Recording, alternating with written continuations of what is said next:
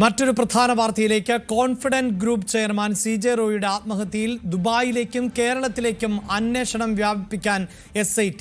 Real estate ഇടപാടുകളും കേരളത്തിലെ വിവിധ പദ്ധതികളും SIT പരിശോധിച്ചു വരികയാണ്. അന്വേഷണത്തിനായി SIT നാളെ കൊച്ചിയിലേക്ക് എത്തും. റോയിയുടെ 3 മാസത്തെ കോൾ റെക്കോർഡ് ശേഖരിച്ചിട്ടുണ്ട്. റോയിയുമായി നിരന്തരം ബന്ധപ്പെട്ടവരുടെ പട്ടിക SIT തയ്യാറാക്കിയിട്ടുണ്ട്. ഇതിനോടകം തന്നെ 20 പേരുടെ മൊഴിയാണ് രേഖപ്പെടുത്തിയിട്ടുള്ളത്. ബോർഡ് അംഗങ്ങളുടെയും കുടുംബത്തിൻ്റെയും മൊഴിയും SIT ഉദ്യോഗസ്ഥരുടെ മൊഴിയും IT ഉദ്യോഗസ്ഥരുടെ മൊഴിയും എല്ലാം SIT പ്രത്യേകമായി രേഖപ്പെടുത്തുകയും ചെയ്യും. വാർത്തയുടെ വിശദാംശങ്ങളുമായി നവമി ദിനേശ് ആണ് ഈ ഘട്ടത്തിൽ ചേരുന്നത്. നവമി, റോയിയുടെ മരണത്തിന് ശേഷം ഒട്ടേറെ ദുരൂഹതകൾ ബാക്കിയാകുന്ന സാഹചര്യമുണ്ട്. IT ഉദ്യോഗസ്ഥരുടെ പരിശോധനയ്ക്കിടെയായിരുന്നു ആത്മഹത്യ. എന്തായാലും IT ഉദ്യോഗസ്ഥർ തങ്ങളുടെ നിലപാടിൽ ഉറച്ചു നിൽക്കുന്ന ഒരു സാഹചര്യമാണല്ലോ ഉണ്ടായിരുന്നത്. പരിശോധന നടത്തേണ്ട ആവശ്യകതയുണ്ട് എന്ന നിലപാടിൽ ഉറച്ചു നിൽക്കുന്നു. SIT സംഘത്തിനും ഏതാണ്ട് ഇത് വിശ്വസനീയമാകുന്ന സാഹചര്യമാണുള്ളത്. അപ്പോൾ ഇനി പരിശോധന വ്യാപിക്കുന്ന പശ്ചാത്തലത്തിൽ എന്തായിരുന്നു ഈ മരണകാരണം, അതിനെക്കുറിച്ചാണ് പരിശോധിക്കേണ്ടത്. അതുമായി ബന്ധപ്പെട്ട് കോൾ റെക്കോർഡുകൾ, പ്രത്യേകിച്ച് ഇൻ്റർനെറ്റ് കോളുകളുടെ സാഹചര്യം, ഇതെല്ലാം പരിശോധിക്കുകയാണ്. എന്തിനാണ് ഇവർ ഇപ്പോൾ കേരളത്തിലേക്ക് എത്തുന്നത്, എന്താണ് പ്രധാനമായും ദുബായിൽ അന്വേഷിക്കാൻ പോകുന്നത്?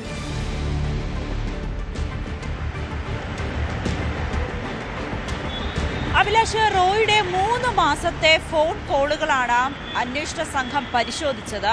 അതിൽ റോയ് സ്ഥിരമായി വിളിക്കുന്ന അല്ലെങ്കിൽ നിരന്തരം വിളിക്കുന്ന ആളുകളുടെ ലിസ്റ്റ് എടുത്തു വെച്ചിട്ടുണ്ട്. ഇനി അവരെ ബന്ധപ്പെടുക, അവരോട് എന്തൊക്കെയാണ് റോയ് അവസാന ദിവസങ്ങളിൽ സംസാരിച്ചത്, ഇതുമായി ബന്ധപ്പെട്ട് ഈ സാമ്പത്തികമായ ഏതെങ്കിലും തരത്തിലുള്ള പ്രശ്നമുണ്ടായിരുന്നോ, അല്ലെങ്കിൽ മാനസികമായി മറ്റെന്തെങ്കിലും ബുദ്ധിമുട്ട് ഈ സുഹൃത്തുക്കളുമായിട്ടോ അല്ലെങ്കിൽ കമ്പനിയുടെ പ്രതിനിധികളുമായിട്ടൊക്കെ പങ്കുവച്ചിരുന്നു എന്നതാണ് അന്വേഷണ സംഘത്തിന് അറിയേണ്ടത്.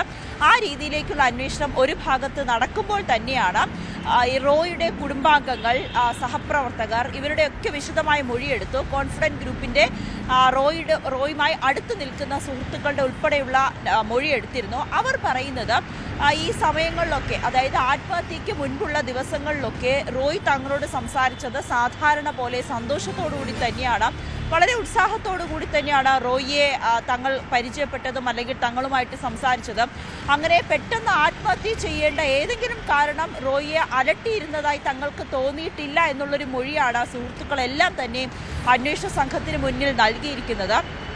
അതോടൊപ്പം തന്നെയാണ് ഇവരുടെ ഈ റോയിയുടെ ആത്മഹത്യയുടെ ഞെട്ടിൽ നിന്ന് ഇപ്പോഴും അവർ മുക്തരായിട്ടില്ല. കാരണം അവർ ആവർത്തിച്ച് ഇവരുടെ മൊഴികളിൽ പറയുന്നത് റോയിക്ക് മറ്റു തരത്തിലുള്ള പ്രശ്നങ്ങളൊന്നും തന്നെ ഉണ്ടായതായി തങ്ങൾക്ക് തോന്നിയിട്ടില്ല എന്നാണ്. നേരത്തെ റോയിയുടെ ഡ്രൈവറും അത്തരത്തിലുള്ള മൊഴിയാണ് അന്വേഷണ സംഘത്തിന് മുന്നിൽ നൽകിയിരിക്കുന്നത്. അതോടൊപ്പം തന്നെയാണ് മറ്റൊരു കാര്യം, ഈ ബോർഡ് മീറ്റിംഗ് നടന്നത് എന്താണെന്ന് കൂടി നവമി, ഞാൻ അതിലേക്ക് വരുന്നതിന് മുമ്പ് സ്വാഭാവികമായും റോയിയുമായി ചേർന്ന് നിൽക്കുന്ന ആളുകൾ അല്ലെങ്കിൽ അദ്ദേഹത്തിന്റെ ബിസിനസ്സുമായി ചേർന്ന് നിൽക്കുന്ന ആളുകളുടെ മൊഴിയാണിത്. അവിടെ ഇതുപോലുള്ള ഒരു മൊഴിക്ക് തന്നെയാണല്ലോ സാധ്യതയും നമ്മൾ കാണേണ്ടത്. മറ്റു പ്രശ്നങ്ങൾ ഉണ്ടെങ്കിൽ പോലും അങ്ങനെയുള്ള മൊഴികൾ നൽകിയാൽ പിന്നീട് അതിലേക്ക് കൂടുതൽ അന്വേഷണം പോകുന്ന ഒരു സാഹചര്യവും ഉണ്ടാകും. അതുകൊണ്ട് തന്നെ ചേർന്ന് നിൽക്കുന്നവർ അത്തരത്തിലാണ് മൊഴി നൽകുക. പക്ഷേ ഇദ്ദേഹത്തിൻ്റെ സഹോദരൻ അയച്ച മെസ്സേജുകളുണ്ട്. ട്രബിളിൽ ആണ് എന്ന് പറയുന്ന തരത്തിലുള്ള സന്ദേശം. ഈ റെയ്ഡ് ചില പ്രതിസന്ധികൾ സൃഷ്ടിക്കുന്നു എന്ന് സഹോദരനോട് പറഞ്ഞിരുന്നു എന്ന സാഹചര്യം. അപ്പോൾ പൂർണ്ണമായും അദ്ദേഹം സന്തോഷവാനായിരുന്നു എന്നത് ഒപ്പം നിന്നവർ പറഞ്ഞാൽ പോലും അന്വേഷണ സംഘത്തിന് അതങ്ങനെ വിശ്വസിക്കാൻ പറ്റുന്ന ഒന്നല്ലല്ലോ നവമി.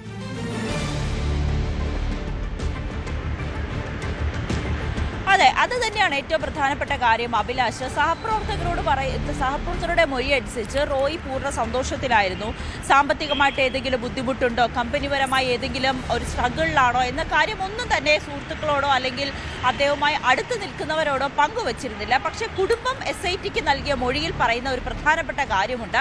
ബംഗളൂരുവിലെ ഒരു ആശുപത്രിയിൽ വിഷാദ രോഗത്തിന് ചികിത്സ തേടിയിരുന്ന ഒരു വ്യക്തിയാണ് CJ റോയ്. അങ്ങനെ എന്താണ് ഒരു വിഷാദ രോഗത്തിലേക്ക് പോകുന്ന തരത്തിൽ എന്തെങ്കിലും ബുദ്ധിമുട്ടുകൾ റോയിയെ അലട്ടിയിരുന്നോ, കുടുംബത്തിന് ഇതുമായി ബന്ധപ്പെട്ട് കൂടുതൽ വിവരങ്ങൾ അറിയാമോ എന്നതും അന്വേഷണ സംഘത്തിന് വ്യക്തത വരുത്തേണ്ടതുണ്ട്. പക്ഷേ കുടുംബം തീർച്ചയായും അതാണ് നവമി നമ്മൾ ആവർത്തിക്കുന്നത്. ഈ മൊഴികൾ എന്നത് നൽകുന്നവർ, അതായത് ഇപ്പോൾ ഏതെങ്കിലും തരത്തിൽ ചില വിഷയങ്ങളോ മറ്റേതെങ്കിലും, നമുക്കിപ്പോഴും ഇതൊന്നും അനുമാനിക്കാൻ സാധിക്കില്ല, ചില സൂചനകൾ മാത്രമാണ്. കാരണം IT വകുപ്പ് തുടർച്ചയായി റെയ്ഡ് നടത്തുമ്പോൾ അത് കേവലമായ ഒരു പരിശോധനയായി നമുക്ക് കണക്കാക്കാൻ പറ്റില്ല. മറ്റൊന്ന്, റോയിയെ പോലെയുള്ള ഒരാൾ കോടികളുടെ ആസ്തിയുള്ള ആളാണ്. ഏതെങ്കിലും തരത്തിൽ സാങ്കേതികമായ പ്രശ്നങ്ങളാണ് എങ്കിൽ അതിനിപ്പോൾ എത്ര ഉന്നതമായ കോടതി, പരമോന്നതമായ കോടതിയിലടക്കം പോയി എത്ര സമർത്ഥനായ, എത്ര പണം നൽകിയിട്ട് ഹാജരാകുന്ന അഭിഭാഷകന് വേണമെങ്കിലും ഹാജരാക്കാൻ ശേഷിയുള്ള ആൾ ആണ്.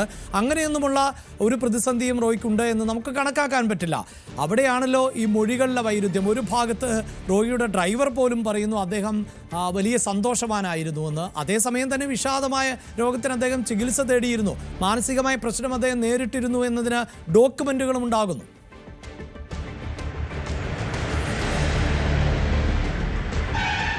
അതെ, അത് തന്നെയാണ് SITയുടെയും സംശയം. ഈ IT ഉദ്യോഗസ്ഥരുടെ സമ്മർദ്ദം ഏതെങ്കിലും തരത്തിൽ ഉണ്ടായിട്ടുണ്ടോ എന്ന ചോദ്യത്തിന് അവർ നൽകിയിരിക്കുന്ന മൊഴി, അതായത് ഉദ്യോഗസ്ഥർ നൽകിയിരിക്കുന്ന മൊഴി, തങ്ങൾ ഒരു വിധത്തിലുള്ള സമ്മർദ്ദവും റോയ്ക്ക് മേൽ ചുമത്തിയിരുന്നില്ല. പകരം ചില രേഖകൾ, ചില സംശയങ്ങൾ ഉണ്ടായിരുന്നു, അതുമായി ബന്ധപ്പെട്ട് അല്ലെങ്കിൽ ആ രേഖകൾ ഹാജരാക്കണമെന്ന് മാത്രമാണ് ആവശ്യപ്പെട്ടിരുന്നത് എന്ന കാര്യം തന്നെയാണ് ആവർത്തിച്ച് പറയുന്നത്. പക്ഷേ എന്താണ് ഈ IT ഉദ്യോഗസ്ഥർ റോയിയുടെ ഓഫീസിൽ, കോൺഫിഡന്റ് ഗ്രൂപ്പിന്റെ ഓഫീസിലെത്തി അവിടെ ഒരു പരിശോധന നടത്താനുണ്ടായ കാരണമാണ് ഇപ്പോൾ അന്വേഷണ സംഘം തേടുന്നത്.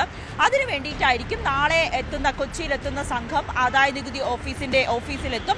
അവിടെ വെച്ച ഈ രേഖകൾ പരിശോധിക്കും. കാരണം കൊച്ചിയിലെ ഉദ്യോഗസ്ഥരാണ് റോയിയുടെ ഓഫീസിൽ റെയ്ഡ് നടത്തിയത്.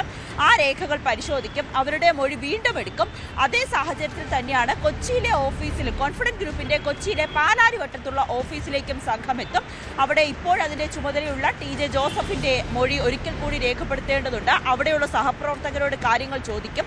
അതോടൊപ്പം തന്നെ ഈ ബോർഡ് മീറ്റിംഗിൽ, അവസാനമായി റോയ് പങ്കെടുത്ത ബോർഡ് മീറ്റിംഗിൽ പങ്കെടുത്തവരാരൊക്കെയാണ്, ആ യോഗത്തിൽ എന്തൊക്കെയാണ് ചർച്ച ചെയ്തത്, ഈ റെയ്ഡിന് ശേഷമുള്ള യോഗങ്ങൾ, അതായത് കുറച്ച് നാളുകൾക്ക് മുൻപ് തന്നെ ഈ റെയ്ഡ് ആരംഭിച്ചിരുന്നു, ആ യോഗങ്ങൾ, റെയ്ഡിന് ശേഷം ഒരു ബോർഡ് മീറ്റിംഗ് ചേർന്നിട്ടുണ്ടായിരുന്നു, അതിലേതെങ്കിലും തരത്തിലുള്ള സൂചന റോയ് നൽകിയിരുന്നു എന്നീ കാര്യങ്ങളായിരിക്കും പ്രധാനമായും SIT പരിശോധിക്കുക.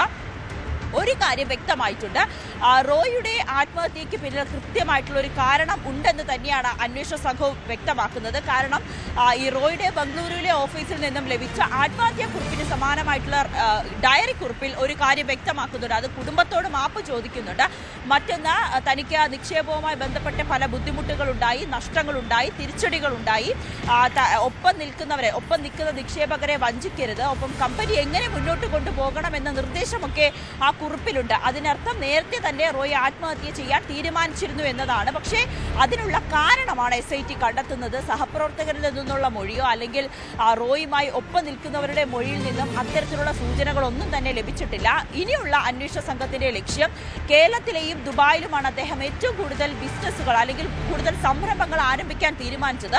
പ്രത്യേകിച്ച് കേരളത്തിൽ വീണ്ടും കുറച്ചുകൂടി സജീവമാകാൻ അദ്ദേഹം തീരുമാനിച്ചിരുന്നു. അതുമായി ബന്ധപ്പെട്ട പല രാഷ്ട്രീയ നേതാക്കളെയും സിനിമാ മേഖലയിലുള്ളവരുമായി ബന്ധപ്പെട്ടു, അവരിൽ നിന്നും നിക്ഷേപം സ്വീകരിച്ചിരുന്നു. പക്ഷേ ഈ കേന്ദ്ര ഏജൻസികളുടെ റെയ്ഡിനെ തുടർന്ന് പലരും നിക്ഷേപം പിൻവലിച്ചു എന്ന വിവരം കൂടി SITക്ക് കിട്ടി.